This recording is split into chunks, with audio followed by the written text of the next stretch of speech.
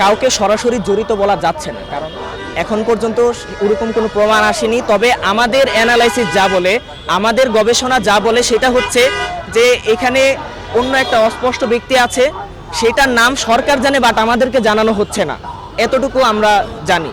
এখন পর্যন্ত যদি সুষ্ঠু বিচার আমরা পাইতাম তাহলে হয়তো এখন আমাদেরকে আপনারা হাদি চত্বরে এখন হয়তো দেখতে পারতেন না। আমার কথা হচ্ছে যদি বিচার পেয়ে যাইতাম তাহলে তো আমরা আজকে এখানে এসে দাঁড়ানোর প্রয়োজন হতো না। তো বিচার পাচ্ছি না, কোনো আপডেট আছে না, সেই হিসাবেই আমরা আমাদের যে ইনসাফ আছে সেই ইনসাফ আদায়ের জন্য এখানে এসেছি। হাদি ভাই আমাদের মাঝে এটাই প্রতিশ্রুতি রেখে গেছেন যে কখনো অন্যায় দেখলে আসলে চুপ করে থাকতে পারি না। আগে হয়তো একটা সময় আমরা চুপ থাকতাম, বাট এই যে ভিতর থেকে একটা উদ্যম জাগ্রত হওয়া, উজ্জীবিত হওয়া, এই জিনিসটা আমাদেরকেই হাদি ভাই শিখিয়ে গিয়েছেন। আমি আমার জীবনের শেষ নিঃশ্বাস পর্যন্ত চেষ্টা চালিয়ে যাব, যতক্ষণ পর্যন্ত এই দেহে প্রাণ আছে, নিঃশ্বাস আছে, ততক্ষণ পর্যন্ত সত্যের পক্ষে কথা বলতেই থাকবো, কখনোই অফ হবে না ইনশাল্লাহ, এতটুকু ধারণ করব।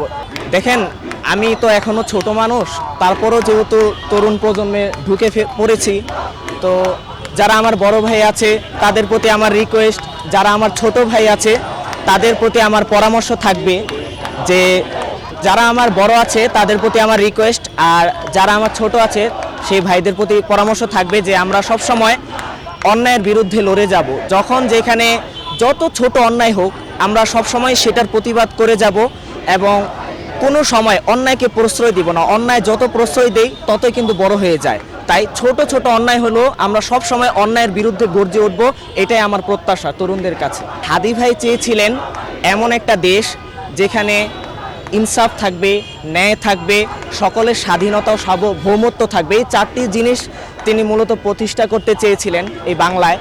তো আমরা যদি আজকে দেখি যে উনি ওনার যত বক্তব্য দেখবেন, ৮ আসনে উনি এমপিতে দাঁড়িয়েছিলেন, তো তখন তিনি প্রত্যেকটা বাংলাদেশের প্রত্যেকটা গোড়ার সমস্যাগুলো কিন্তু তিনি তুলে ধরেছিলেন। বাংলাদেশের প্রতিটা সমস্যা, যে সমস্যাগুলো কারণে আসলে দেশের ইন্টারিম, দেশের ব্যবস্থাপনা অচল হয়ে যাচ্ছিল, সব জায়গায় আপনার অন্যায়টা ছড়িয়ে পড়েছিল, সেই জিনিসগুলোর বিরুদ্ধেই কিন্তু তিনি গর্জে উঠেছিলেন। এবং তিনি চাইতেন যে সমাজের প্রতিটা স্তরে, প্রত্যেকটা জায়গায়, প্রত্যেকটা গ্রামে, প্রত্যেকটা পাড়ায়, প্রত্যেকটা মহল্লায় তিনি একদম বলেছিলেন যে ৩০০ আসনের এমপির নাম বিসমিল্লাহ বলে বলে সংসদে বলবেন। এটার দ্বারা তিনি কি বোঝাতে চেয়েছেন যে ৩০০ আসনের এমপি তো সারা বাংলাদেশে আছে, তো এটার মাধ্যমে তিনি বুঝাইতে চাইছেন যে বাংলার প্রতিটি গ্রাম, প্রতিটি মহল্লা, প্রতিটি পাড়া, কোনো জায়গায় যাতে কোনো দুর্নীতি না থাকে, কোনো জায়গায় যাতে কোনো বেইনসাফ না হয়, ইনসাফের একটা বাংলাদেশ তিনি কায়েম করতে চেয়েছিলেন। দেখেন আমার কথা হচ্ছে, যেটা আমার পার্সোনাল মত, সেটা হচ্ছে এখন অন্তর্বর্তীকালীন সরকারের যুগ চলতেছে, তো এই সরকার থাকাতেই যেহেতু এইরকম একটা ঘটনা ঘটেছে।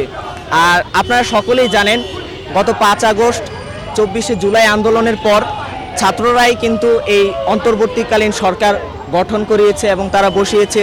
তো তাদের অবদানেই কিন্তু আমরা নতুন একটি বাংলাদেশ পেয়েছি। তো এখন তাদের উপরেই, সেই একটা জুলাই যোদ্ধার উপরেই যদি এরকম নির্মমতা হয় যে ওনার লাস্ট একটা আবদার আমরা রাখতে পারতেছি না। লাস্ট একটা আবদার ছিল কি যে ওনাকে যে হত্যা করবে তাকে ধরে যেন তার বিচারটা অন্তত করা হয়। তো এই সরকারকে কিন্তু এই ছাত্ররা, এই জুলাইয়ের আন্দোলনকারী ছাত্ররাই বসিয়েছে। এখন এই ছাত্র খুন হওয়ার পরে, এই জুলাইয়ের আন্দোলনকারী খুন হওয়ার পরে তার শেষ একটা আবদার যদি এই সরকার না রাখতে পারে, আমি মনে করি এটা এই সরকারের জন্য খুবই লজ্জাজনক বিষয়। এবং আপনি যেটা প্রশ্ন করেছেন যে আগামী সরকারের কাছে কিভাবে আশা রাখবো, তো আমার প্রশ্ন হচ্ছে আপনার কাছে যে যেই সরকারকে এই জুলাইয়ের আন্দোলনকারীরা বসিয়েছে সেই সরকারই যদি বিচার না করে, তাহলে আমরা কেন অন্য নির্বাচনে জয়ী সরকারের উপরে ভরসা রাখবো? এখন সেই বিষয়টাই আমাদের কাছে আসলে স্পষ্ট না, অস্পষ্ট। কথা হচ্ছে এটা হয়তো সেই জায়গা থেকেই বাধা আসছে, যেই খুনটা করিয়েছে সেই হয়তো বাধা দিচ্ছে, তার কারণে হয়তো এই জিনিসটা অস্পষ্ট করে রেখেছে। তবে আমরা সরকারকে এতটুকু আশ্বস্ত করতে চাই যে আপনাকে যে এই জিনিসটা স্পষ্ট করতে দিচ্ছে না, আপনি নির্ভয়ে তার নামটা আমাদেরকে বলে দেন। আমরা জনগণ আপনার পাশে আছি, জনগণ যার পাশে আছে তার কোনো ভয় নেই। এই কথাটা আমি এর আগেও বলেছি যে আমরা জনগণ আপনার পাশে আছি, আপনি সেই নামটা স্পষ্ট করে দেন, আমরা ইনশাল্লাহ আপনার নিশ্চয়তা দিব। এখন তো বর্তমানে কোনো সরকার নেই, নির্বাচিত কোনো সরকার নেই, এখন অন্তর্বর্তীকালীন সরকার আছে। তবে কাউকে সরাসরি জড়িত বলা যাচ্ছে না, কারণ এখন পর্যন্ত ওরকম কোনো প্রমাণ আসেনি। তবে আমাদের অ্যানালাইসিস যা বলে, আমাদের গবেষণা যা বলে সেটা হচ্ছে যে এখানে অন্য একটা অস্পষ্ট ব্যক্তি আছে, সেটার নাম সরকার জানে বাট আমাদেরকে জানানো হচ্ছে না, এতটুকু আমরা জানি। আমরা তার 20%ও ভালো করে পাই নাই। যদি পাইতাম আজকে হয়তো আপনার আর আমার চলার নিরাপত্তা থাকতো। যদি পাইতাম তাহলে হয়তো আজকে এরকম একটা ঘটনা ঘটতো না। আর আজকে শুধু একটা ঘটনা না, জুলাই আন্দোলনকারীদের প্রতি কীরকম অত্যাচার অবিচার করা হয়েছে তা আপনারা সকলেই নিউজে দেখেছেন। তো আমরা আসলে যেরকম দেশ প্রত্যাশা করেছি সেরকমটা হয়নি।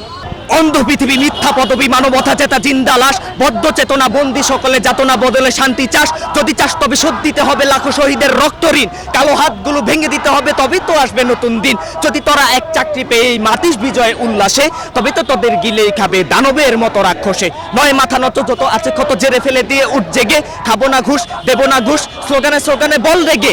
টাকা ছাড়া কেউ সাইন না দিলে কলমগুলোকে হত্যা কর, শিক্ষার আলো মুখে ছুড়ে মার অন্ধকারে থাকুক ঘর। আপন বাবাও যদি ঘুষ খায় বাপকে করে দে ত্যায্য পাপ, লাঞ্ছিত হোক ঘুষখোর বাপ বারুক তাহার রক্তচাপ। মাঠে ময়দানে কথা শুনে শুনে আর কতকাল বলবি ঠিক, আর কত বল বাংবি তালা, এবার চাবিটা বানাতে শিখ, তবেই দেখবি সোনালী সুদিন সুমল বাতাস সুখ আবেশ। ঘিরেছে আমার জন্মভূমি, এই তো আমার বাংলাদেশ। আমি ঝঞ্ঝায় আমি ঘূর্ণি, আমি পথ সম্মুখে যাহা পাই যাই চূর্ণি। আমি নিত্য পাগল ছন্দ, আমি আপনার তালে নেচে যাই, আমি মুক্ত জীবন আনন্দ। আমি হাম্বির আমি ছায়ানট, আমি হিন্দল, আমি চলো চঞ্চল ঠমুকি ছমুকি, পথ যেতে যেতে চকিতে চমকি ফেং দিয়া দেই তিন দল। আমি চপলা চপল হিন্দল, আমি তাই করি ভাই যখন চাহে মন যা, করি শত্রুর সাথে গলাগলি, ধরি মৃত্যুর সাথে পাঞ্জা। আমি ঝঞ্ঝা আমি ঘূর্ণি, আমি পথ সম্মুখে যাহা পাই যাই চূর্ণি। আমি নিত্য পাগল ছন্দ, আমি আপনার তালে নেচে যাই, আমি মুক্ত জীবন আনন্দ। আমি হাম্বির আমি ছায়ানট, আমি হিন্দল, আমি চলো চঞ্চল ঠমুকি ছমুকি, পথ যেতে যেতে চকিতে চমকি ফিং দিয়া দেই তিন দল। আমি চপলা চপল হিন্দল, আমি তাই করি ভাই যখন চাহে মন যা, করি শত্রুর সাথে গলাগলি, ধরি মৃত্যুর সাথে পাঞ্জা। আমি উন্মাদ আমি ঝঞ্ঝা, আমি মহামারী, আমি ভীতিয়ে ধরিত্রীর, আমি শাসন ত্রাসন সংহার, আমি উষ্ণ চির অধীর, বলবীর চির উন্নত শির।